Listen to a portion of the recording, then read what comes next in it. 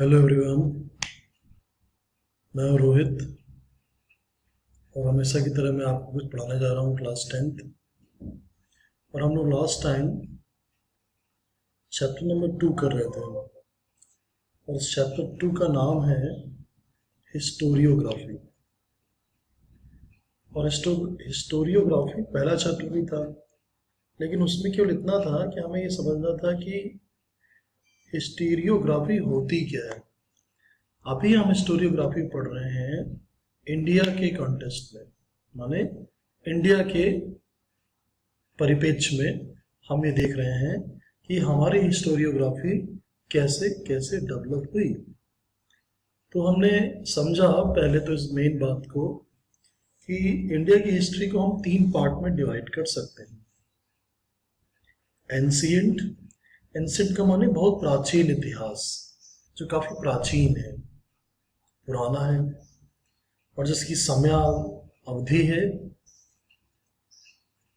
3000 BC से लेके 500 AD तक, यानी टोटल 3,500 साल। 3000 साल BC के पहले के हो गए, यानी AD के पहले के, बिफोर क्राइस्ट, और आफ्टर क्राइस्ट एनो डोमिनी यानी AD 500 AD। तो 3,000 10 सब के, वो 500 3,500 साल हो गए। और जो इंडिया का मिडिवल है, मध्यकालीन इतिहास है, मिडिवल पीरियड का इतिहास है, वो 501 से स्टार्ट हो जाएगा, फिर वो चलेगा आपका 1500 तक, यानी वो इतिहास है टोटल 1500 सालों का। और 1501 से जो चालू होगा 2020 तक, यानी कल भी जो हुआ वो इतिहास हो गया ना। इतिहास क्या है? जो बाद में हुआ। हम लोगों ने कल कुछ डिस्कस किया 17 को, आज 18 हो गई अगर, तो क्या हो गया? कल का दिन पास्ट हो गया। तो हम जो जी रहे हैं ये एक दिन, यही एक दिन हिस्ट्री हो जाएगी। ठीक है। अभी जैसे कोरोना आ रहा है, हम लोग फेस कर रहे हैं, क्वारंटाइन में है, ये प्रॉब्लम है, वो प्रॉब्लम है, लेकिन आने वाले समय में जब इसी बात को हम फिर से रिवाइज करेंगे, सोचेंगे, सॉल्व करेंगे और इसको नोट डाउन करेंगे, तो ये टाइम हिस्ट्री में कन्वर्ट हो चुका होगा। लोग पढ़ेंगे कोरोना ने कैसे इफेक्ट किया इंडिया को और पूरे वर्ल्ड को। सो ये सब मॉडर्न हिस्ट्री हो गई, जो 1501 से लेके 2020 तक होगी। ठीक है।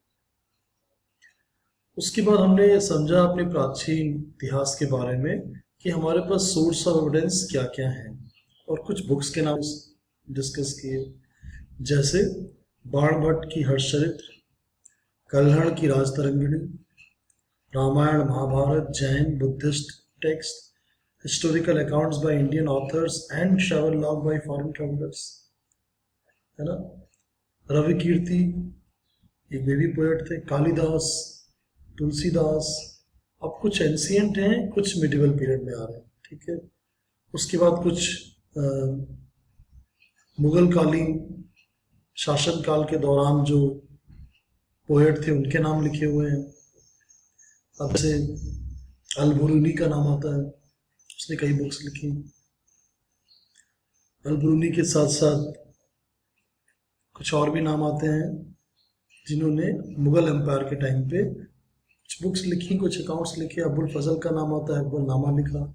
इवन बाबर ने भी अपना बाबर नामा लिखा। तो ये सब क्या हो गया? ये सब एविडेंस हो गया आज के दौर में। अब हम चलते हैं कि भाखर क्या होता है। अब ये पेज नंबर 9 पे हमारा है भाखर। अब भाखर को समझने के लिए मैं आपको अपने पास से कुछ दिखाता हूँ। कल उन्होंने शिल्पाटिक्रम यानी तमिल में भी, जैसे नॉर्थ में रामायण महाभारत और भी बस पुराने ग्रंथ और पुरानी चीजें हैं, वेद उपनिषद पुराण, ऐसे ही साउथ में भी बहुत सारी चीजें हुई हैं। उनमें से एक पुरानी बुक है शिल्पाटिक्रम, एक लास्ट हम लोग डिस्कस किया था।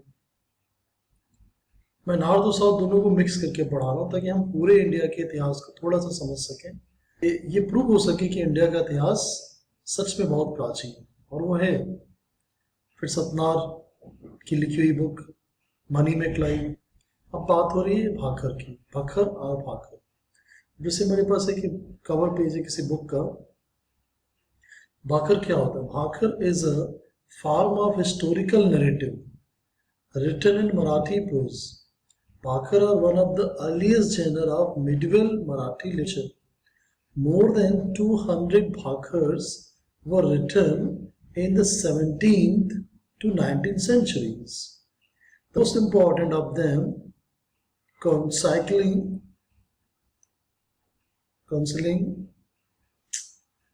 of the deeds of the Maratha ruler Shivaji. तो ये जो भाखर हैं या भाखर हैं, इसका मेन जो है कि हिस्टोरिकल नरेटिव है, जो क्रोनोलॉजी है, जो उसको समझा रहे हैं कि कौन किसके बाद आया, उसने क्या क्या अच्छे काम किए, ये सब क्रोन सेलिंग में आ रहा है। तो chronicling the deeds of the Maratha ruler Shivaji, ठीक है, ये क्रोन सेलिंग होगा, क्रोनोलॉजी क्रोन सेलिंग।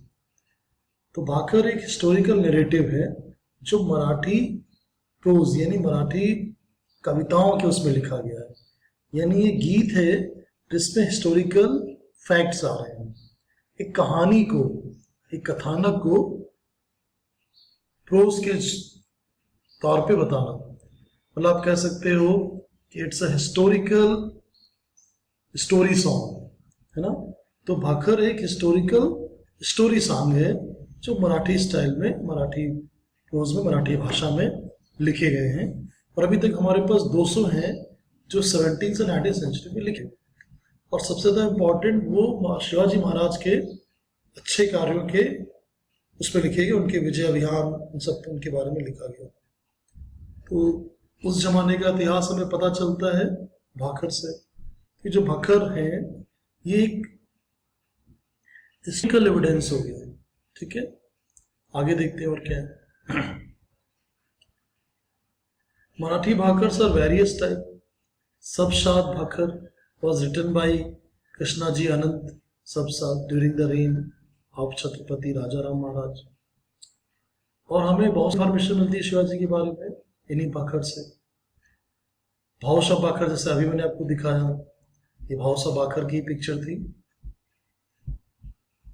भाव ऑफ भाखर। अब यहाँ पे भाव ऑफ भाखर ने डिस्क्राइब किया battle of Panipat. Another Bhakhar entitled Panipatachi Bhakhar is also about the same event. Holakaranchi Kahipiyat provide information about the Holkars and their contribution to the Maratha rule. अब पानीपत एक movie आई थी, शायद आपने देखी हो ना देखी हो। पानीपत की लड़ाई, पानीपत थर्ड की लड़ाई, वैसे तो पानीपत में टोटल 3 लड़ाइयाँ हुई, पानीपत बैटल 1, 2 and 3। पानीपत की जो बैटल 3 थी, अहमद शाह अब्दाली और मराठा लीडर सदाशिव भाव के बीच में हुई। It was a very violent and very सबसे विध्वंसक लड़ाई थी। मराठा ने बड़ी बहादुरी से मुकाबला किया, लेकिन इस लड़ाई में जो क्लेम है दोनों साइड से अलग अलग। अहमद शाह अब्दाली को यहाँ के लोकल रूलर्स ने साथ दिया, जैसे अवध के जो नवाब थे वो उसके साथ थे, रुहेलखंड के जो नवाब थे, तो कई सारे जो मुगल एम्पायर के बने उनके सरदार थे, उन्हीं लोगों ने अहमद शाह अब्दाली को अफगानिस्तान से बुलाया था। तो जितने भी हिंदुस्तान में मुगल साम्राज्य के ये नवाब और ये लोग थे, नवाब और इस तरह के शहनशाह और सुल्तान जो कमज़ोर हो गए थे और मराठाओं की शक्ति बहुत बढ़ गई थी, तो उसको इन्होंने दबाने के लिए बुलाया वहाँ से। और मराठाओं ने बड़ी कोशिश की कि इनको जो हिंदू राजा है उनसे हेल्प मिले। इनको हेल्प मिली भी, लेकिन कई सारे हिंदू राजाओं ने अपने आप को न्यूट्रल रखा, ना तो वो अफगान और मुगल के साथ गए और ना वो मराठाओं के साथ आए। और कईयों ने एक तरह से सपोर्ट किया, किसको? अहमद अली को किया। अच्छा, क्वेश्चन ये उठता है कि ये जो नॉर्थ की जो बेल्ट थी उसमें जितने भी राजा आजा थे, ये हेल्प क्यों नहीं कर रहे थे मराठाओं की? तो इसका ये रेवेन्यू की बात, जो सरदेशमुखी और चौथ जो 1/10 और 1/4 जो टैक्स लिया जाता था, उससे कुछ लोग नाराज थे। लेकिन मेरा ये अपना पर्सनल मानना है कि जब कोई विदेशी आक्रमणकारी आपके देश पे हमला करता है, आपके बीच में जितने भी तरह के छोटे मोटे मतभेद हैं उनको आपको एक तरफ रख देना चाहिए और आपको यूनाइट होना चाहिए। जैसे घर में भाई बहन लड़ते हैं, लेकिन जब कोई कुछ प्रॉब्लम होगी तो आप सब एक हो जाएंगे, ये होना भी चाहिए। तो यहाँ पे जो राजा थे उस समय अलग अलग मतलब बेल्ट में मध्य प्रदेश से लेके ऊपर तक, उस समय खैर मध्य प्रदेश था ही नहीं, मध्य भारत राजपूताना, तो एक राजतंत्र था, अलग अलग राजाओं का समूह थे। और यहाँ में भी सरदार, और तो यहाँ भी कुछ लोग ऊपर से लेके नीचे तक पूरी तरीके से यूनाइटेड नहीं थे।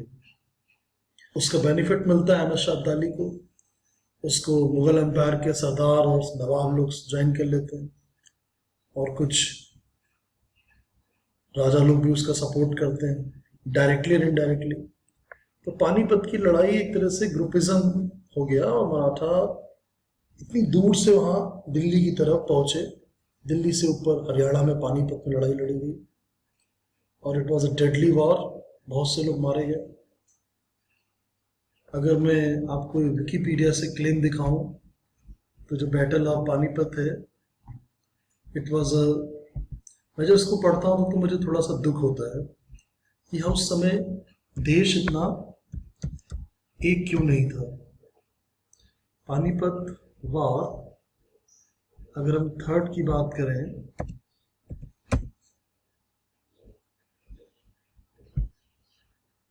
तो अगर उस समय हम एक होते, बहुत सालों से प्रॉब्लम आ रही है, पहले मुगल थे, उसके पहले भी कई लोग आए, अफगान, तो पृथ्वीराज चौहान के जाने के बाद इंडिया एक तरह से टूट गया था, कोई यूनिटी नहीं रह गई थी, सब छोटे छोटे रियासतें, छोटे छोटे राजा। अच्छा, मैं पानीपत की बात क्यों कर रहा हूँ? पानीपत की बात इसलिए कर रहा हूँ कि ये भी एक हिस्टोरियोग्राफी का पार्ट है इंडियन कंटेक्स्ट में, कि इंडिया की कहानी, इंडिया का इतिहास, यानी बैटल ऑफ पानीपत। अब ये लड़ाई हुई थी 14 जनवरी 1761 को। लड़ाई करने की जगह थी पानीपत, आज के दिन हरियाणा में है ये। उसके बाद हम देखें रिजल्ट क्या था, विकिपीडिया के हिसाब से Durrani victory. Territorial changes, Maratha lost the control over the Panipat and the region of Delhi and the north belt. अगर हम देखें कि लड़ने वाले जो कमांडर और जो मेन थे, इस तरफ अहमद शाह अब्दाली था और इधर सदाशिव भाऊ थे।